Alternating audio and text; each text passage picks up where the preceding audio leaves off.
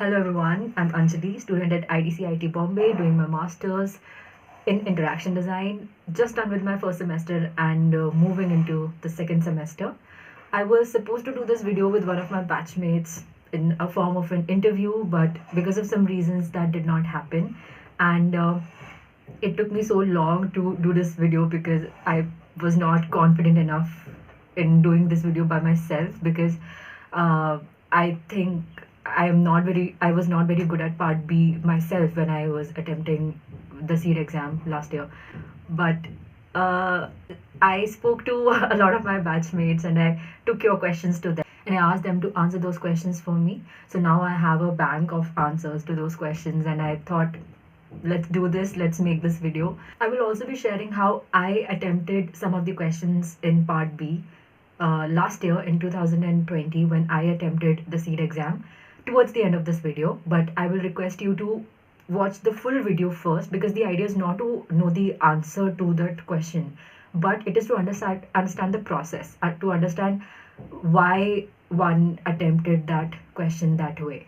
I hope this video will help you. This video is going to be a little bit long, but I have divided this video in sections so you can follow different timestamps in the description below. Is sketching important for part B? Amazing, very beautiful, very brilliant sketching is not important for CEED part B if you just want to qualify the exam. If you just want a good 50 plus, 55 plus, then you don't need brilliant sketching. But definitely if you want to be the top scorer and if you want like 65 plus or like 70 in part B, then definitely very good sketching will help you. I will not lie about that. So what to do if your sketching is not very good? Well, I do have some tips and tricks that I personally used because I myself am not very good at sketching. If you follow me on my Instagram and if you've seen my comics, you know that I draw like a child. One way to get very good at sketching is to practice sketching every day. I come from a design background, so I've been sketching for the past 7 years, but I'm still not very good at sketching. But when I had to appear for my CEED exam, I was like, there is no escaping sketching anymore and I have to do it. So I just practiced sketching every day. I just drew everyday objects like a water bottle or a table or a chair. It's very important to get your concepts right. For example, perspective or how to draw different materials like glass, wood, steel, shading, the concept of light and shade, basic human anatomy. How to draw different animals, how to draw different trees, how do you draw a forest. These are some little basic things that you should know how to draw. Now, if you can't draw very beautifully, you can at least try to draw very neatly. Keep your answer sheet very neat and clean. Now, how can you do that? I will give you 2 tips on that. I'm not a very drawing person and I'm not a very sketching person, so I'm sure a lot of other people will give you better tips on that, but I will tell you 2 things that I did in my answer sheet. Number 1, try to avoid using an eraser because that leaves very tacky marks on your answer sheet. It does not make your answer sheet look good. So if I'm asking you to not use an eraser, then how can you make corrections? What I did was I used 2 kind of pencils, one 2H pencil to do the basic very light sketches, and after that I used a 2B pencil to fair my sketch out to make the final one. I also used a moldable Stedler eraser. So what it did was it did not leave any marks of its own on the answer sheet. So it left my answer sheet very clean. This eraser is little expensive. You can always go with an Apsara eraser also, as long as you make sure that your eraser is clean and it's not leaving any marks on your answer sheet, you're good to go. The next question regarding sketching is, do we need to know how to shade? Do we need to shade our answers? Do we need to color our answers? Well, if the question is asking you not to, don't do it. Because anyway, you will not have enough time to indulge yourself into, acha, red color lagaun, ya orange color lagaun, ya yellow color lagaun. You will not have enough time for that. Save yourself some time, and if the question is asking you to not use any colors, or if it's not compulsory, absolutely required to use any colors or to shade your sketches, don't do it. Skip it. It's not important. You can also look at it this way. This exam is basically trying to judge you on the basis of how good of a design student will you make. Well, of course, you need to have an understanding of color, but the examiner is already checking that in part A. The kind of questions where the examiner is asking you to tell whether the set of colors are achromatic or monochromatic. I mean, that's the kind of understanding of colors they're expecting out of you, and not कि इस फूल में कौन सा रंग भरा है. That's not the kind of understanding of colors they are expecting to judge from this exam. So, if you look at it that way, using colors, if it is not asked, is not important in part B. The other very popular question is, how good do I need to be in sketching? As long as you're able to communicate your idea well, neatly, clearly, understandably, that's more than enough. This is not a drawing competition. This is an exam for admission in a design college. So the value lies in your ideas, how good your ideas are. Drawing is just a tool to communicate those ideas to your examiner. As a designer, of course, you need to know how to sketch. As long as you're able to communicate your ideas clearly, it is more than enough to clear the exam to be qualified for the next rounds. Do I need to draw realistically, or do I need to draw comically, which is a better way to do it? Do as it is required in the question. It really does not matter as long as you're able to communicate your idea, your solution well. So just keep this one thing in mind, that you have to present a solution to the problem given in the exam and attempt that question accordingly. A lot of times the criteria of evaluation is given right there with the question. So read that and understand what the examiner is expecting out of you in that question and attempt that question accordingly. So the next question that is very popularly asked is, what kind of tools do you need for part B? My mantra to this is, the lesser the better. I remember when I was writing my NID exam, there was this one guy who walked in with a big, very big tote bag, which was filled with colors. I mean, the number of colors in that bag must be more than the number of minutes he had to attempt that exam.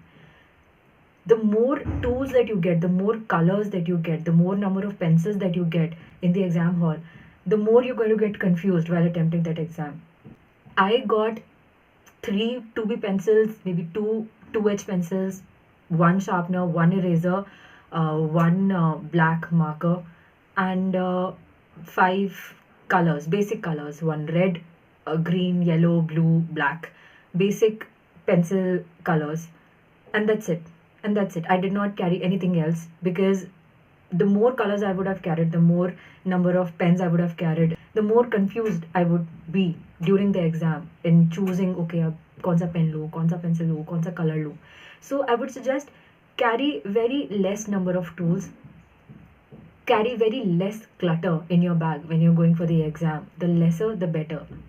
I would also like to add that the examination hall and the exam time is not the time and place to decide which pencil you want to attempt your exam with. Also, a lot of times we want to save our best pencils and best colors for the examination day. I would recommend you just have 2 weeks to go for the exam. Start using that favorite pencil and that favorite set of colors now. Get comfortable with your tools right now. The next question is about time management. How do you manage your time during the exam? I have also spoken about this in my previous videos, but I don't mind repeating. Let me tell you how I did it. I had 2 hours to attempt 5 questions, each question of equal weightage, 20 marks each. So I gave myself 1 hour to ideate and the other hour to fare out the sketches. I always try to give myself lesser time than I actually have, just in case I run out of time and I need a little bit of more time. So I reduced my 60 minutes to 40 minutes and I kept my 20 minutes spare. So I gave myself 40 minutes to ideate. Now I have 5 questions. That means I can give 8 minutes to each question. Now there are some questions like question number 2 in CEED 2020, where you had to come up with creative ideas, where you had to join the lines and come up with creative ideas. We had to do 10 of those. So in that case, when I just have 8 minutes, I gave myself around 40 seconds to ideate each of those. Now we also had other questions like question number 4 in C2020 where we had to make the mixer and its jar. So that question did not take much time to ideate. So I could reduce it to what, like 15 seconds. I quickly made the rough sketch in 15 seconds and I got done with it.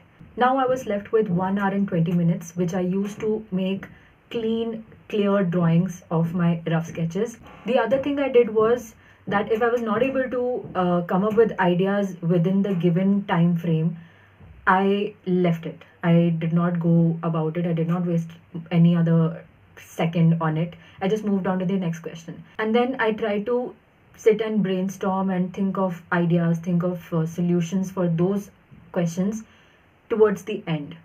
This way, I made sure that I do not waste any time. I dedicated very specific minutes for each question, for each section of each question, and I stick to it. I just stick to it, and I think that's how I was able to attempt the full paper. That brings me to the next question, which is asked repeatedly. Is it okay if I attempt 3 questions very nicely and I do not attempt 2 questions at all? Will it be okay? Will I be able to score enough to qualify? How do you know that those 3 questions that you've attempted are really good? This is a design exam. You really don't know if your answer will synchronize with the ideas in the examiner's head. You do not know it. So do not take the risk. Try to attempt the full paper. But I would also like to tell you that when I attempted my NID paper, interaction design paper, I did not attempt 1 question, but not because I did not want to, but it was because I just did not understand the question. So I did not attempt it, but I was still able to qualify. I mean, I scored 51 marks and the qualifying marks were 50. So I just made it through with 1 marks, but that was pure luck. I do not recommend this kind of stunt to anyone. Just attempt the full paper, do not take the risk. How much marks do you need to qualify the exam?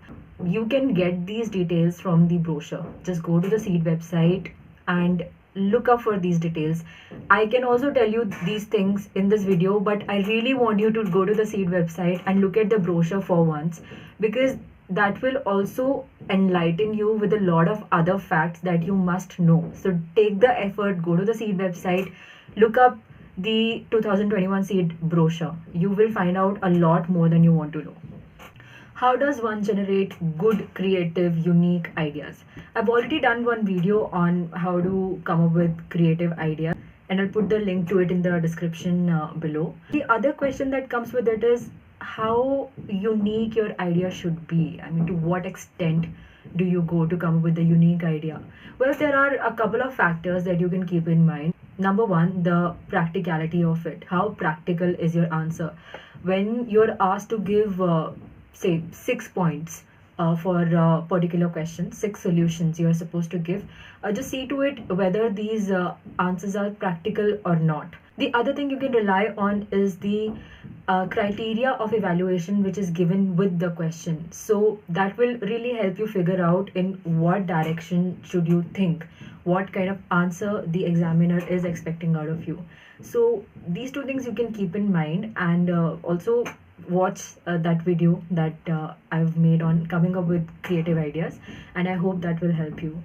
What does the answer sheet look like during the exam? Well, I don't know how it looks like every year, but last year in CEED 2020 we got such booklets. They were A4 size, and they were in this orientation. And don't worry about if they've asked us to give 6 points, then how do I divide that in the sheet? Because most of the times they've given you different boxes in the answer sheet. So like in last year's question paper, in question number 5, the toothbrush question paper, they had asked us for 6 solutions. So they gave us 3 boxes on one sheet and 3 boxes on the other sheet, and we just had to draw within that frame. There's one more small thing that I want to add to this whole video, is that try to keep your quality of drawings consistent throughout the paper. What happens is that you start your paper with the first question and you spend a lot of time on it, you make it very nice, you make it very beautiful, but when you reach to the last question, you're running out of time, and then you just do something with it. It's not that pretty, that it's not that nice. So it's very important to manage your time well. Please make sure that the quality of lines in your answer sheet is consistent throughout the paper. The examination hall is not the place to sit and brainstorm for different ideas, for different solutions for the question that is given to you. Most times the first solution that strikes your mind is something that you should just roughly draw with the 2H pencil on the answer sheet. Just in case you're not able to come up with a better idea, at least you have something there. So don't sit there and try to come up with like 10 different ideas for that particular solution. At most, you can do thumbnailing. You can draw small idea at the back of your answer sheet. Do at max 3, but don't waste more than time. Do whatever you want, but do it in that little time frame that you've allotted for that particular question. You can also go back to the time management section of this video where I talk about how to manage your time. Are there any resources that I recommend? Well, I followed Adi Lab's YouTube channel when I was preparing for my CEED exam. In addition to that, I also followed Stuff You Look blog and Take Up blog. I will be putting the link to these 3 resources that I just spoke about in the description below. Now let's talk about how I attempted some of the questions from part B from CEED 2020. This was the first question in last year's CEED exam, and we were asked to redraw the same character in a different situation. We were given 2 situations. This one that you see right here is the second situation where we had to draw this fisherwoman and she's very angry with the customer. So now what I've done here is I've made sure that I draw this character exactly the way the character is drawn in the question paper. A lot of times you guys send me your solutions and I see that you have added shading to the to your drawing, or you've colored the drawing, or you've used a different kind of line to the drawing. You don't need to do that. In fact, that is what this question is all about. You're supposed to stick with the style of drawing which is given in the question paper. As a designer, it is very important for you to keep your biases aside, to keep your style of drawing aside, and be able to adapt to howsoever it is required. Now, I'm not very good at drawing, but there are some things that I could do to do this question well. Little things like the number of flower petals in her nose pin, or the number of curves in her gajra, the kind of bangles that she's wearing, the proportion of her body, the number of lines in the basket, the number of fish in the basket, the way it is put in the basket. In this question, you were not required to draw any background. So just do not draw any background, because that way you're also saving yourself some time and it is not going to add anything to the answer. I mean, in fact, it will only reflect negatively because the examiner had asked you to not do it and you're still doing it. It is not okay. The other thing I did was, after drawing it with the pencil, I also used a black sketch pen to do the outlines, because that's the kind of lines that were used in the question paper for this character. I also filled in the portions exactly how they were filled in the character in the question paper. So like her hair or her mouth, they were totally black, so I filled them completely with black sketch pen. The other important thing that you can do, and it does not require you to be very good at drawing, is storytelling. Now here the examiner is asking you to draw the angry fisherwoman. What I have done here is I've come up with a story that this fisherwoman is angry, but let's see why she is angry. Okay, maybe she is angry because the customer is bargaining with her. The customer is saying, nahi, 40 रुपए ही देंगे, 50 नहीं. तो maybe that's why she's angry and she's like, अरे नहीं नहीं, मुझे तो 50 चाहिए, 50 का ही मिलेगा. So she's sitting on the roadside. So the customer is probably standing. So that's why she's looking up. So I made sure she's looking up, and Since she's bargaining on the rate, let's imagine she's already packed the fish. She's already packed the fish, and that's how she is bargaining with the customer. So, this was my storyline, and that's how I drew my character. You also need to make sure that the number of fish reduces in the basket. A lot of times, you send me your answers, and there are still three fish in the basket while there is one in the packet that she's holding in her hand. So these are little things that you can take care of, the little storylines you can come up with in your head, and you do not have to be very good at drawing to attempt such questions well. I've already spoken in detail about how to attempt questions like these in my other video. I have put the link to it in the description below, so you can just go to that video and understand in detail how I attempted such questions. In such questions where you are asked to draw an icon out of a complicated shape, is basically to judge whether you're able to reduce a complicated shape into a simple one. When I was attempting this question, I basically stick to the style which I was most comfortable with. So I did not try to sit and experiment that time if I could come up with something better, because let's face it, we do not have time for that. So I drew the basic outline with the 2H pencil first, and then I fed it out with the 2B pencil, and this is how it looked like. Eventually, this is the kind of style I followed to do these icons. In no way I'm trying to tell you that this is the correct way to attempt these questions. I'm just telling you what worked for me, how I attempted these questions. Maybe it's not the best. Of course, it's not the best, because there are people who scored way better than me. I want you guys to be open to your own ideas. Please do not stick to what I have told you, because that will only limit your creativity. I'll be more than happy to see if you have any other better ways to attempt these questions, which I'm sure you do. So explore those ways and try to come up with different solutions to these questions. With this, we've come to the end of this video. I hope this video helped. This video really took me a lot of time and talking with my batchmates to actually come up with a consolidated video that will answer most of your questions.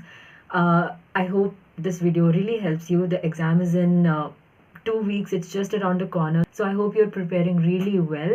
I really hope you get through the exam. Remember, this is just the first step. You still have the portfolio round and the interview rounds. I will be making videos on that, but I want you to get done with your CEED exam, and post that, let's prepare for your portfolio and interview rounds as well. If you still have any questions, please leave them down in the comment section below. The exam is just around the corner, so I'll try to reply you as soon as I can. With that, I wish you all the best for your exam, and I'll see you next time.